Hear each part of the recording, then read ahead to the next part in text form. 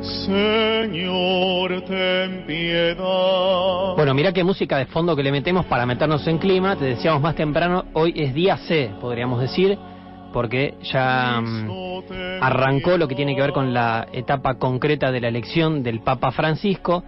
En este seguimiento que hemos hecho todos en pantuflas del proceso, primero de la despedida, de funerales, y ahora rumbo al cónclave, me enteré que esto se llama la Letanía de los Santos, que es la canción con la cual, después de la misa, los cardenales marchan hacia la Capilla Sixtina y se encierran a rosquear para definir quién va a ser el sucesor, en este caso, del Papa Francisco. Decían pantuflas, todos somos en estos días, ahora somos todos especialistas en Colapinto, exactamente en este momento. Pero hasta hace unos días éramos especialistas en cónclaves. Por suerte hay gente que es especialista en serio en lo que tiene que ver con historia de la Iglesia, historia del catolicismo.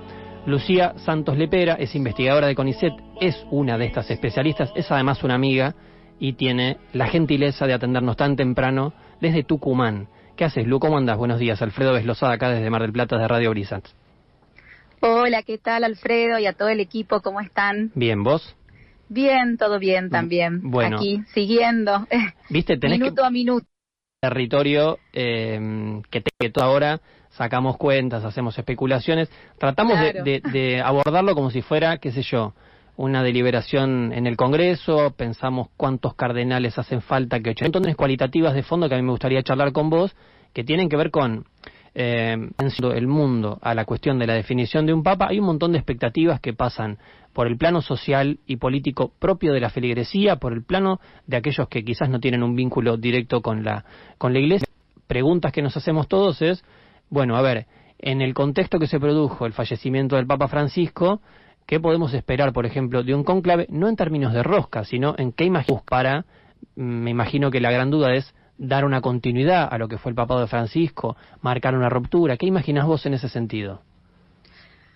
Bueno, lo que se dice y uno lee es que es un cónclave muy disputado, ¿no? Porque hay mucho en juego, no es solo la continuidad o no de la impronta de Francisco a su papado, que fue muy importante y de eso también podemos conversar un poco, sobre todo por la apertura que le dio a la Iglesia, ¿no? Hacia adentro y hacia afuera. Marcó toda una apertura en cuanto a un diálogo, bueno, una serie de reformas, pero más que reformas cambió un discurso de la Iglesia. Ahora lo que está en juego es, ¿eso va a tener continuidad o no va a tener continuidad? Sobre todo en un contexto complejo político, como decías vos, a nivel internacional, de un giro a la derecha de los gobiernos en Europa, bueno, en Estados Unidos. La pregunta es, ¿puede venir un papado al que Francisco le devolvió gran centralidad?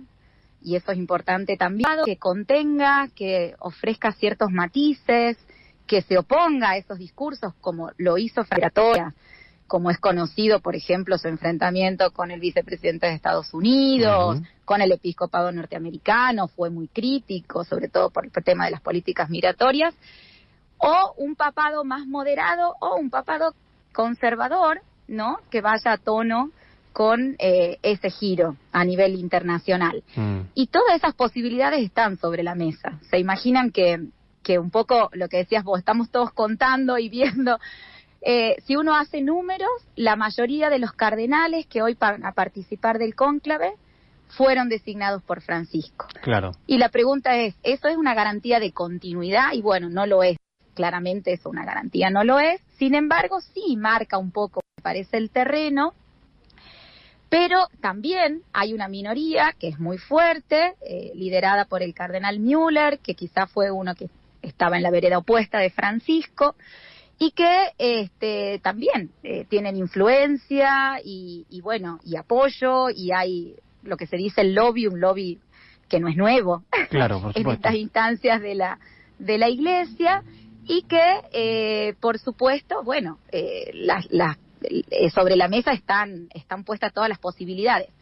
Y también los riesgos, porque por un lado lo que se dice es que, bueno, quizá venga algún papa un poco más moderado, que trate de equilibrar y de evitar ciertas rupturas o un cisma dentro de la Iglesia, como el mismo Müller amenazó en el caso de que se siga radicalizando la postura de Francisco. Es decir, es muy complejo el panorama. Entre hoy y mañana quizá tengamos alguna más certezas, pero las tensiones al interior de la Iglesia son grandes, y son grandes por la oposición, sobre todo, que generaron muchas de las decisiones y políticas de Francisco en estos 12 años de papado, pero que sin embargo también Francisco se aseguró de dejar algunas cuestiones aseguradas, por ejemplo, la designación de cardenales. Claro. Bueno, también está el candidato del cardenal filipino Tagle, que le llaman el Francisco de Asia, ¿no? Es muy joven, creo que tiene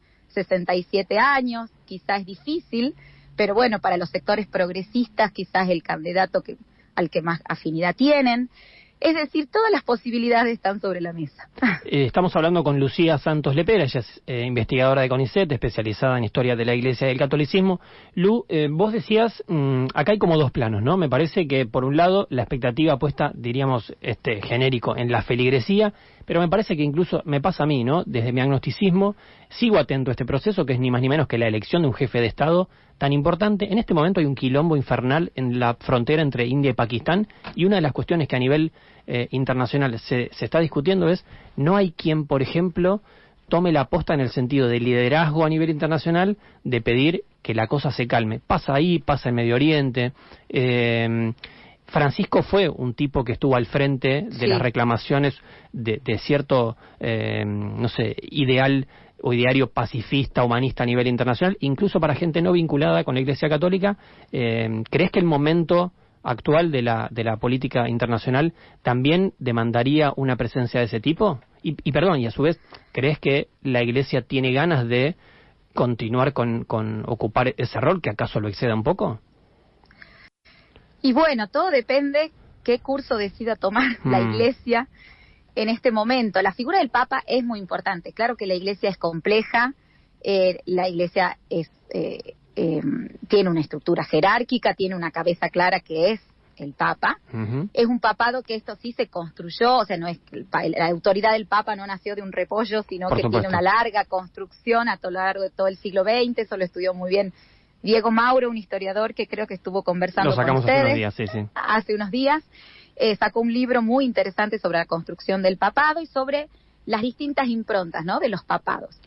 Ahora bien, Francisco le dio un sello claro de intervención, fue un diplomático internacional que intervino en conflictos internacionales, sobre todo en Asia también. Es decir, esa aspiración, digamos, Francisco la tenía, y ese sello se lo dio al papado. Ahora bien, la pregunta es si la figura del Papa va a continuar en ese sentido. Yo me imagino que hay cosas en las cuales es difícil volver atrás, sobre todo por la gran aceptación que tuvo el papado de Francisco.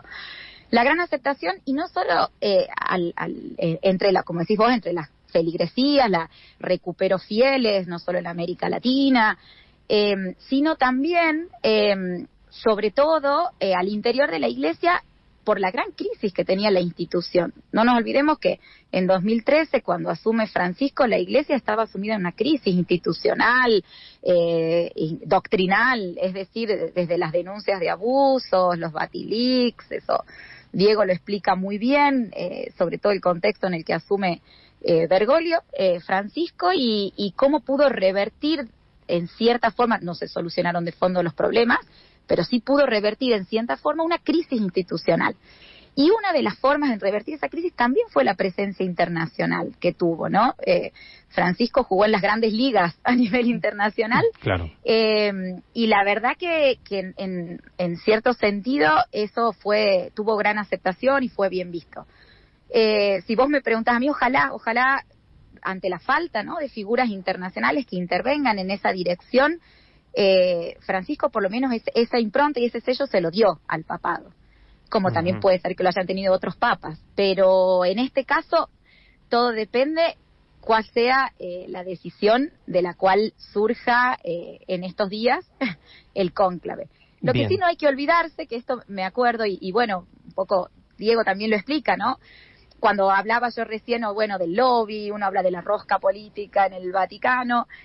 No hay que olvidarse que estos cardenales creen. Cuando vos decís, quienes por ahí no son fieles o no se consideran que pertenecen a la comunidad de la Iglesia, y pero y que uno lo ve de afuera como si esto solo fuese una rosca política, en realidad también no hay que olvidarse que estos cardenales creen en la presencia del Espíritu Santo en la decisión y que están creyendo también, ¿no?, el momento de la decisión de cuál es el curso o la orientación que tiene que seguir la Iglesia.